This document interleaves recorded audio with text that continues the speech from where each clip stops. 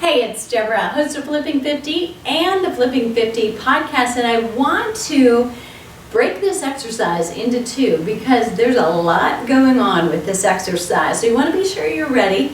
And notice I don't have any toys or props. That could be a mistake.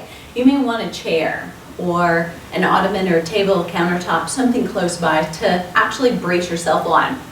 The first thing we're doing in this kinetic chain, rear kinetic chain, so kind of talking about the back of your legs all the way through and the back all the way up and the back of your arm even. So what I want you to do is to come into what we call a fly position where you're actually doing a little balancing. So those of you who do yoga, if you're watching, you've got a head start on us.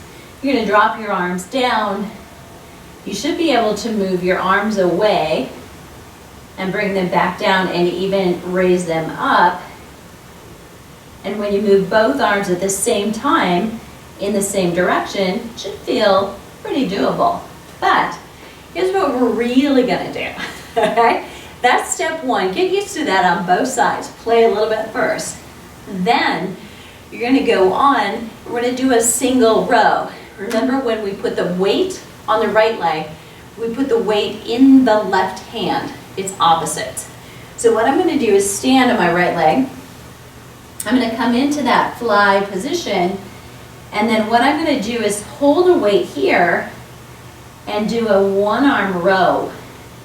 And I'm just going to let that other arm do whatever it wants to, as long as it's helping me to stay in balance. So that was naked. Let's try it with the weight and see what happens.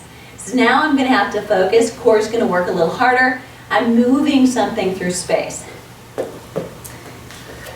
And just a disclaimer here. I am doing this on my most challenging side. So give me a little break. All right. So I'm going to come down, get myself set up with the back leg first. And ideally, and this may not be perfect on camera, my head, my shoulders, my hip, and my heel are pretty well in alignment. And then I'm going to start that one-arm row. Now I want you to remember here, this one is not so much, again, about am I lifting the weight to fatigue as much as am I able to stabilize?